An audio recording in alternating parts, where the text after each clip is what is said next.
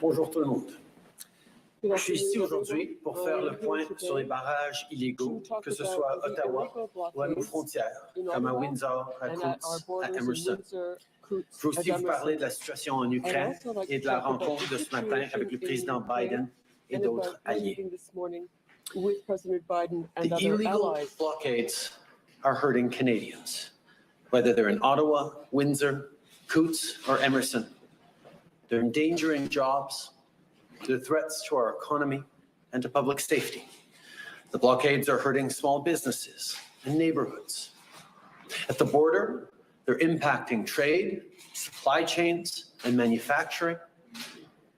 The people these blockades are hurting are everyday families, auto assembly workers, farmers, truckers, and blue-collar Canadians. This morning, I spoke with David Cassidy of Unifor, who told me how badly this is hurting workers in Southern Ontario. We both agree that blockades are unacceptable and that they have to end for the good of all Canadians. Hier, j'ai convoqué le groupe d'intervention en cas d'incident avec plusieurs ministres et hauts fonctionnaires. On continue de travailler de près avec les municipalités et les provinces pour mettre fin aux barrages. J'ai aussi partagé les plus récents développements avec les chefs des autres partis. J'ai insisté que tous les députés de tous les partis doivent dénoncer ces actes illégaux. On Wednesday, I spoke with Premier Ford and yesterday with Mayor Drew Dilkins of Windsor to offer the full and continued support of the federal government. Minister Alcabra, as well as Ministers Blair, Mendicino, and LeBlanc, are also in regular contact with their counterparts. Ontario's announcement this morning is responsible and necessary. We will continue working alongside all partners to get the situation under control. This morning, I had a direct call with President Biden to talk about our shared challenges at the border. I updated him on the situation, particularly in Windsor. We discussed the American and indeed global influences on the protest. We talked about the US-based flooding of the 911 phone lines in Ottawa, the presence of US citizens in the blockades, and the impact of foreign money to fund this illegal activity. President Biden and I both agree that for the security of people and the economy, these blockades cannot continue. So make no mistake, the border cannot and will not remain closed. I want to remind everyone that politicians don't direct police in a democratic society, but I can assure you that the RCMP is working with provincial and local police departments to enforce the law. Everything is on the table because this unlawful activity has to end, and it will end. Of course, I can't say too much more now as to exactly when or how this ends, because unfortunately, we are concerned about violence. So we're taking every precaution to keep people safe. But the absolute safest way for this to end is for everyone to return to your communities now. If you're still participating in illegal blockades, you're hurting your neighbors. So it's time to go home, especially if you have kids with you. Dans les dernières semaines, on a vu que des fonds ont été amassés pour soutenir les barrages, incluant des fonds provenant de l'étranger. C'est important de comprendre que ces fonds ne peuvent pas soutenir des activités illégales. Canada's banks are governed by laws, regulations, and practices that ensure funds cannot be used for criminal or illegal activity, and these blockades are illegal. Canadian banks are monitoring financial activity very closely and taking action as necessary. I want to make something very clear. The illegal blockades seeking to take our neighborhoods and our economy hostage and the collective COVID fatigue we are facing are two very separate things. If you joined the protests because you're tired of COVID, you now need to understand that you are breaking laws. The consequences are becoming more and more severe. You don't want to end up losing your license, end up with a criminal record, which will impact your job, your livelihood, even your ability to travel internationally, including to the US. We've heard your frustration with COVID, with the measures that are there to keep people safe. We've heard you. It's time to go home now. And to the people who are tired of this pandemic, that is, all Canadians, I want you to be able to get back to the things that you love. I hear you, all of you. Parliamentarians hear it in their communities. We all hear it from friends and family. From people like Lori from here in Ontario, who wrote to me to say she disagrees with the bad behavior of the blockaders, but she's also tired of the restrictions. Or Helen from Toronto, who's worried about what the restrictions are doing to children's mental health. I understand. We don't want these measures to last longer than they should. And we never did. But the truth is, because of all of our efforts, we saved more lives in Canada than in many other countries. We helped people like Samuel from Courtenay, BC, who also wrote to tell me that as a healthcare worker, our measures are keeping him safe. C'est parce qu'on a travaillé ensemble et qu'on s'est fait vacciner qu'on a récupéré plus d'1 million d'emplois. On a demandé aux gens de se faire vacciner précisément parce qu'on veut éviter des confinements et des restrictions. Et c'est ce que les Canadiens ont fait. En regardant vers l'avant, on continue de travailler avec les responsables de la santé publique et de suivre les meilleurs conseils scientifiques pour garder les gens en sécurité et pour protéger les travailleurs de santé. Every day, we consider and reconsider what's possible and what's best to protect Canadians. I have multiple meetings every week to talk about what the next step are.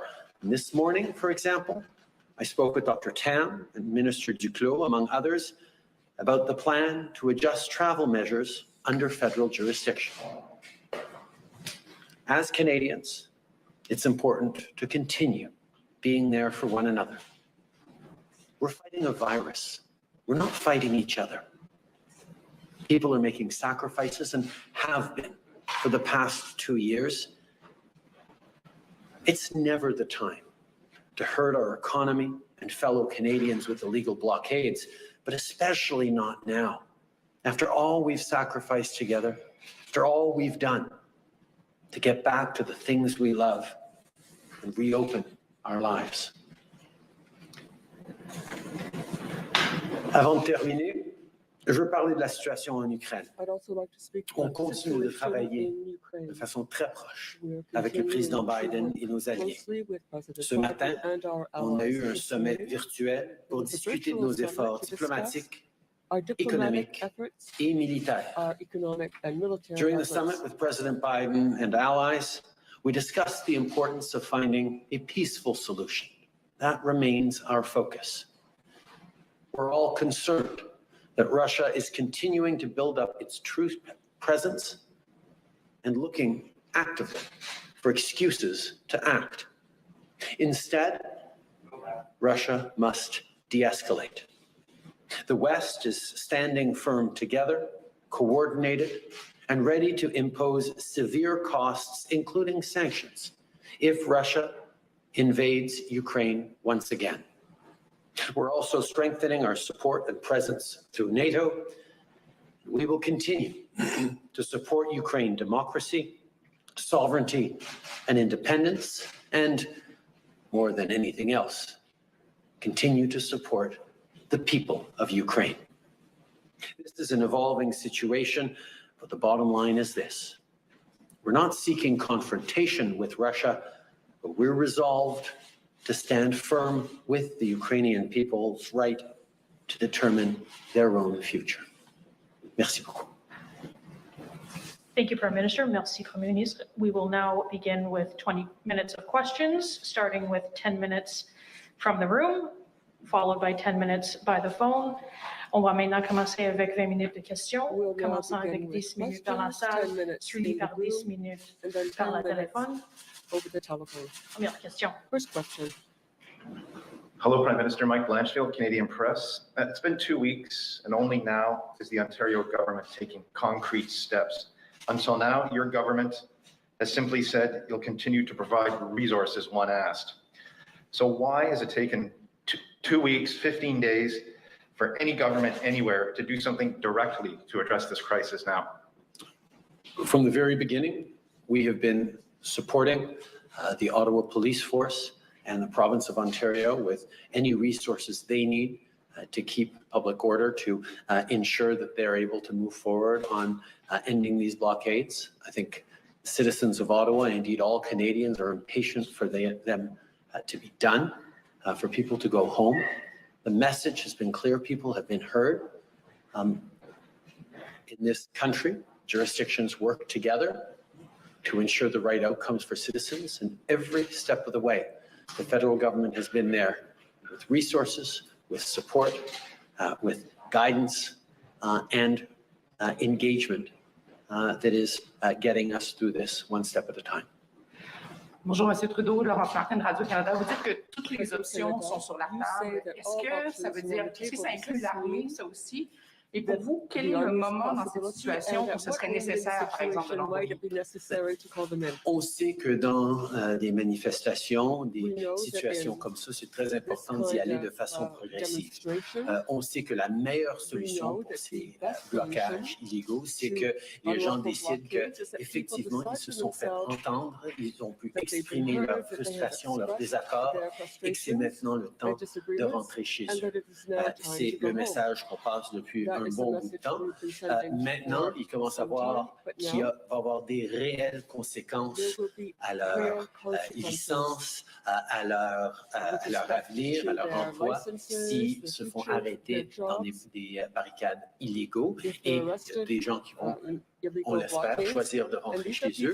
Sinon, il y a une intervention policière qui va être de plus en plus robuste et on va continuer de répondre de façon proportionnée. Mais la police doit utiliser les moyens étape par étape pour en finir, mais on le dit très clairement, ce blocage de la ville d'Ottawa, ce blocage particulièrement de notre économie qui fait mal aux Canadiens à travers le pays qui sont impactés par ces barricades, ça doit en finir, on doit en finir. This conflict must end.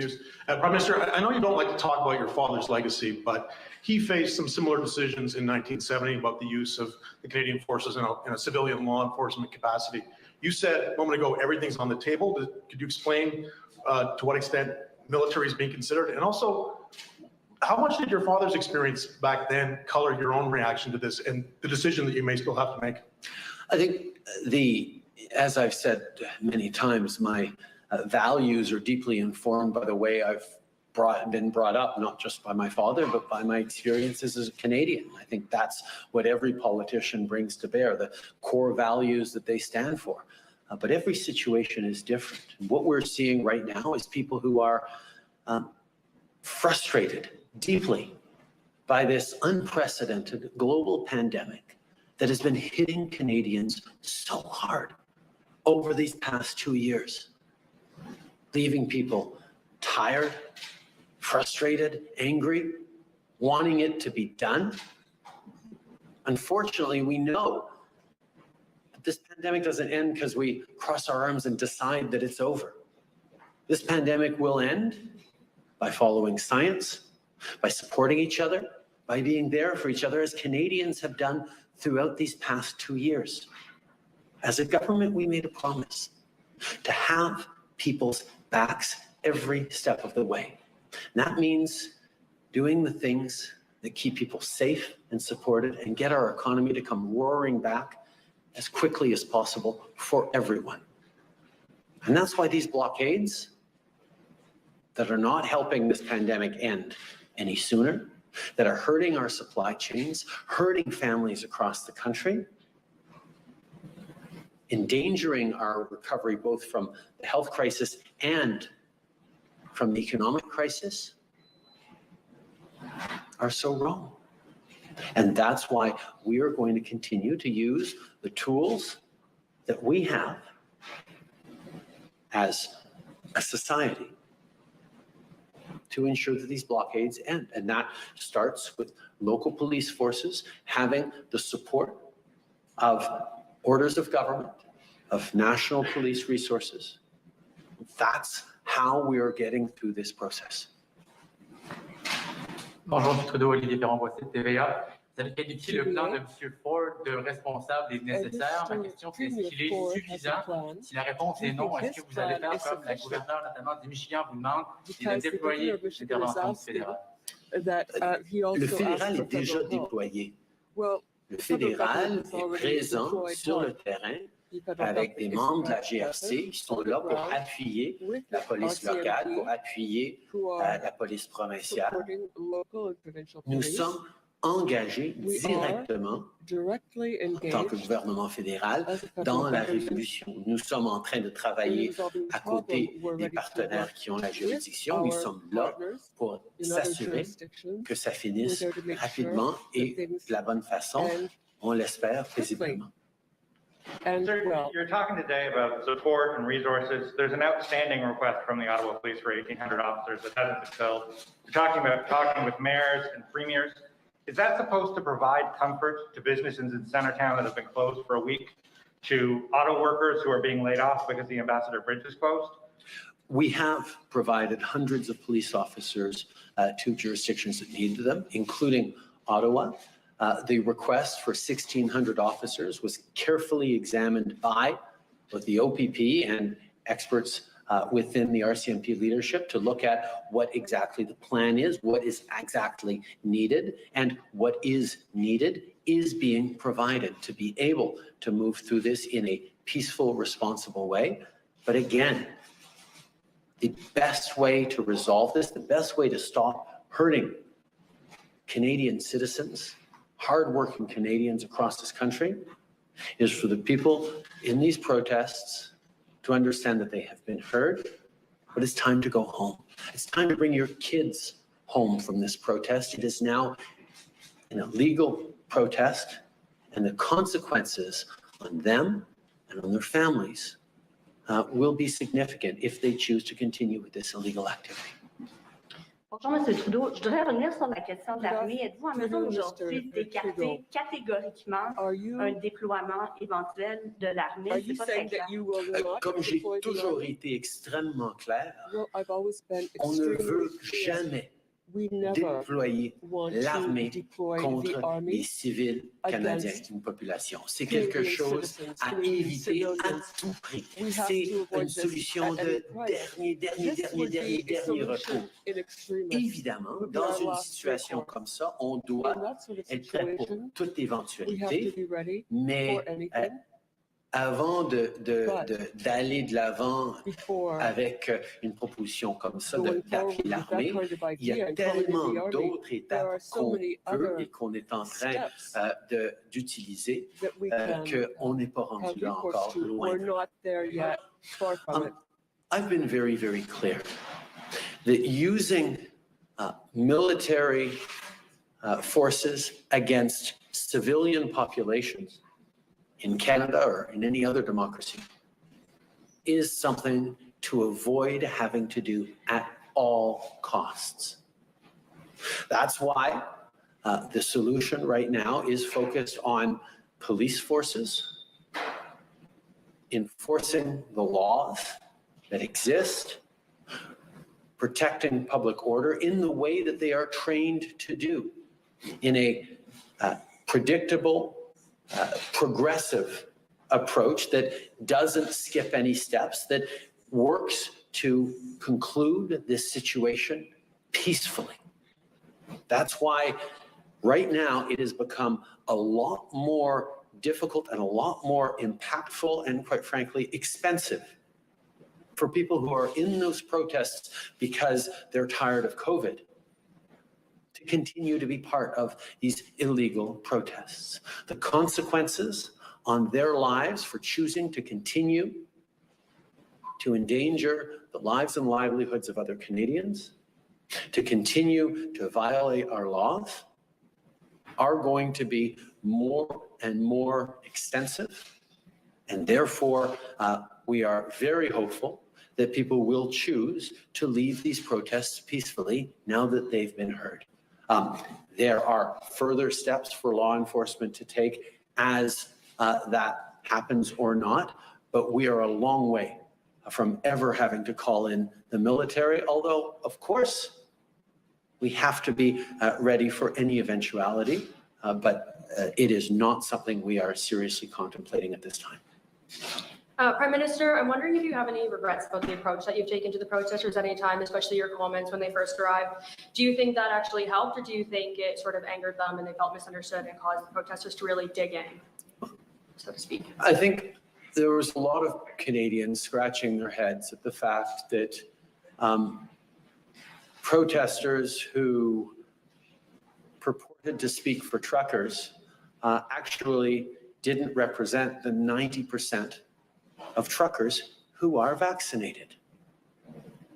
I think where they certainly struck a chord with a lot of Canadians is that people are tired of COVID. They're tired of the restrictions. But at the same time, as a government, we made a promise to Canadians to have their backs every step of the way for as long as it takes. And part of having people's backs is making sure that the public health measures that we bring in, the supports for Canadians, the supports for provinces that bring in restrictions, these are the things that get us through this pandemic. These are the things that save lives. And we are going to continue to follow the science and do what is necessary to keep Canadians safe every step of the way. Because quite frankly, Canadians stepped up. 90% of Canadians got vaccinated. People have been there for each other. They're united in wanting to be there for each other. They're also united in being sick and tired of this pandemic. Those two things can be true and are true. And our responsibility as orders of government is to continue to be there for them every step of the way. Boris Proulx du Devoir, qu'est-ce que ça vous fait, Monsieur le Premier ministre? Comment vous vous sentez par rapport au fait que les yeux du monde entier sont sur vous par rapport à une situation qui n'a pas bougé depuis 2 semaines? Vous sentez-vous? J'en ai parlé justement avec le président Biden ce matin. Le fait que ces manifestations ici au Canada sont liées à une réalité à travers le monde, aux États-Unis, mais ailleurs dans le monde, où les gens sont frustrés, pas seulement de la pandémie, mais des restrictions et des gouvernements qui les ont protégés. Et malheureusement, on est en train de voir des liens, pas seulement avec des Américains ici au Canada, mais avec d'autres à travers le monde, qui sont en train de chercher à miner la confiance que les gens ont dans leurs institutions, dans leur démocratie, dans leurs concitoyens. Et nous devons de continuer de rester présents pour protéger les citoyens.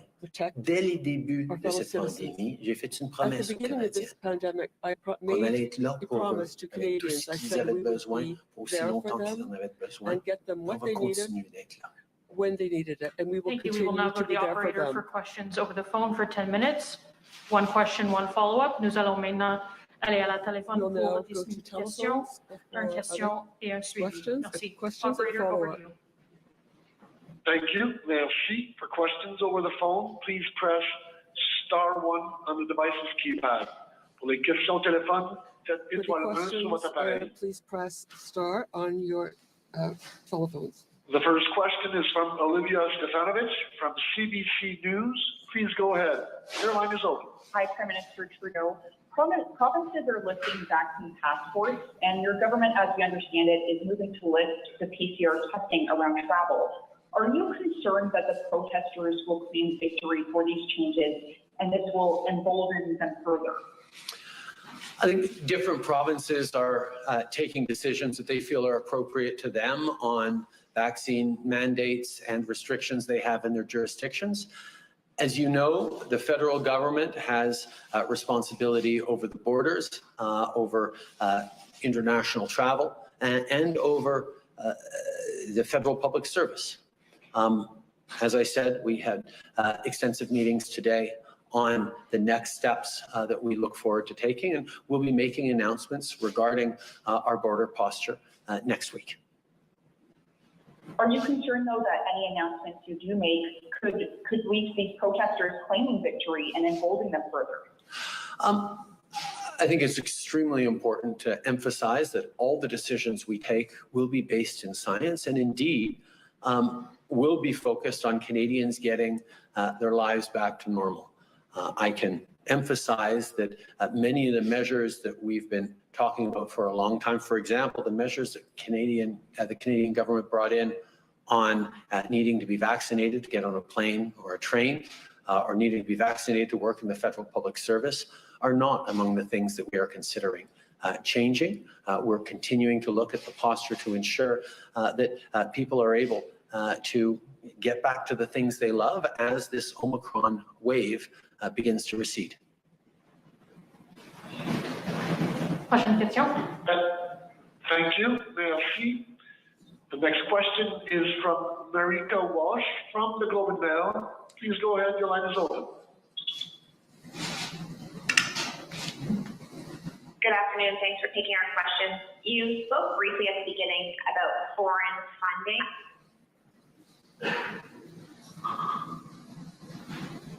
Marika, I think we lost you.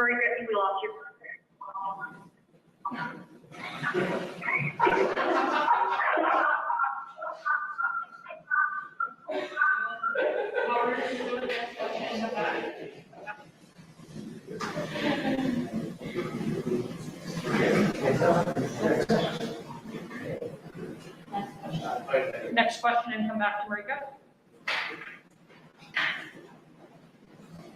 Thank you. Merci. So the next question will be from Tanda McCharles from the Toronto Star. Please go ahead. Your line is open. Hi.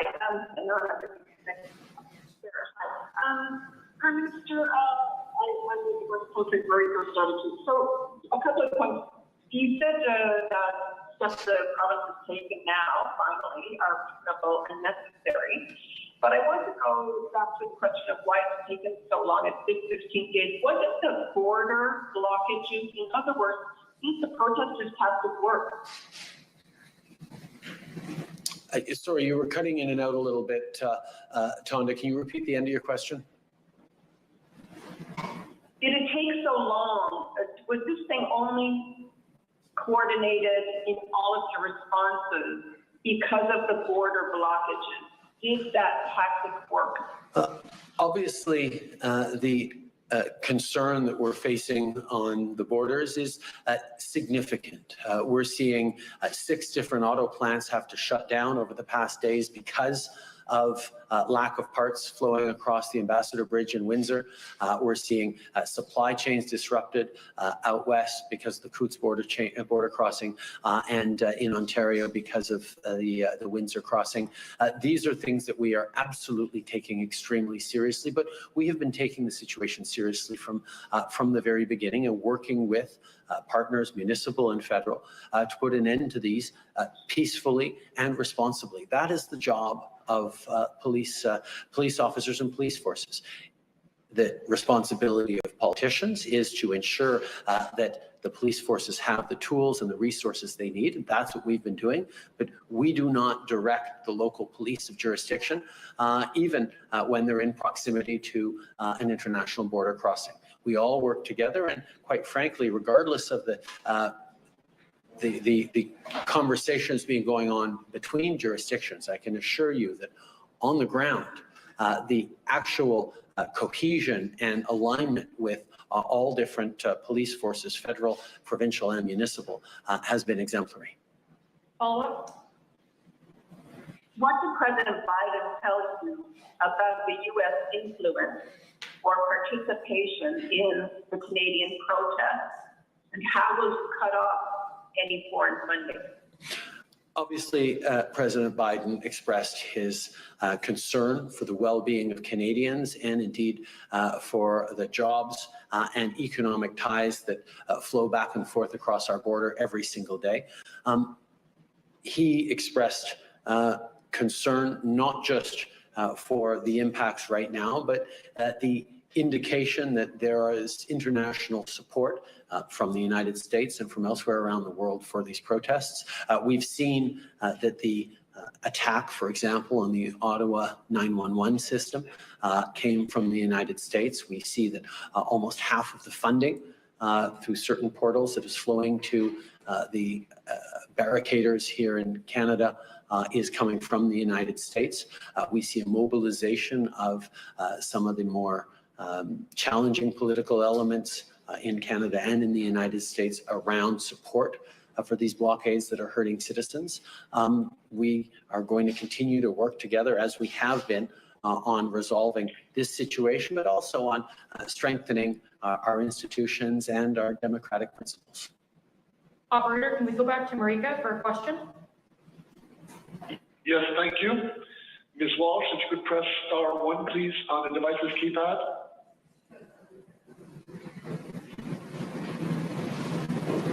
Next question, Marika Walsh, the Globe and Mail. Please go ahead. Good afternoon. Prime Minister, can you please provide us with some more details about the percentage of the funds that the federal government believes is coming from the U.S. and what percentage of the people in the crowd are actually American? Those aren't details that I have right in front of me. I've heard that on certain platforms, the number of U.S. donations are approaching 50%, but we can make sure that we ensure that that information is shared with you on that. In terms of the presence of Americans in our protests, I can assure you that our police services are monitoring carefully and watching and coordinating with partner agencies around the world. Follow-up? Thank you. And the U.S. has said that it's offered support to the federal government. Has the federal government accepted that support, and what specifically is it? I don't want to get into operational details, but I can assure you that the conversations directly between Governor Whitmer of Michigan and our officials, and indeed with the White House, have ensured us of resources and support if necessary. And the folks on the ground are working out what is necessary and what could be used as we move forward. Next question. Thank you. Merci. Next question is from Justin Lane, freelance. Please go ahead. Your line is open. Good afternoon, Prime Minister. You've made it clear that a military option is the last resort. You're still pleading with them to go home. These protesters have made it clear they're not leaving, they're not listening to you. They don't really have much interest in what you have to say. So what comes next? What is the next part of the federal solution here, given how overwhelmed the city of Ottawa is? First of all, Justin, I don't accept the contention that the city of Ottawa has exhausted its tools and its resources. The Ottawa Police Force has been given resources from both the OPP and the RCMP. There is concerted efforts around planning and approaches that will move forward in a proportional way, but I think it is very clear that the time for these protests to end has come. People who are there because they're tired of COVID restrictions, we understand that. Everyone is tired of COVID restrictions, but we need to make sure that our laws are followed in this country and our laws will be enforced. That's the role of the Ottawa Police Force. That's the role of police jurisdictions across this country. And they will, as the Premier indicated today, be enforcing stronger and stronger measures that will make it more and more difficult for the protesters to, in good conscience, choose to stay part of illegal protests. Follow-up, and this will be the last question. Prime Minister, at the top you said that a more aggressive enforcement action is right now off the table because of the risk of violence. People hear that and they get really worried. There's concerns that weapons may be present in an occupied area. There's concern about what those protesters will do if police try and make arrests. Do you have any visibility on that? Do you have any indication of exactly what elements are in that crowd and what potential for violence there actually is? I can assure you that I have been briefed regularly by both our intelligence agencies and police agencies on the risk levels to civilians, including protesters and vulnerable people within the protest. There are people who are there with their kids in these protests. And their well-being is, of course, top of mind for the police services, as is the well-being of citizens in and around the protests as well, who just are trying to go through their daily lives. There is always a concern around escalation, but the police have a robust framework within which they go step by step on making it more and more difficult for the protests to continue, more and more expensive for people to choose to stay in the protest, both in ways financial, but also on impact of their lives and livelihood. It is time for these protesters to go home. It is time to recognize that this protest, this blockade is illegal, and those consequences on people choosing to remain will be increasingly challenging. And the police have the tools to move forward in a step-by-step approach that will bring back order to the city of Ottawa and indeed to our border crossings. Merci, ceci met fin à la conférence de presse. Thank you. That concludes today's press conference. Merci beaucoup tout le monde.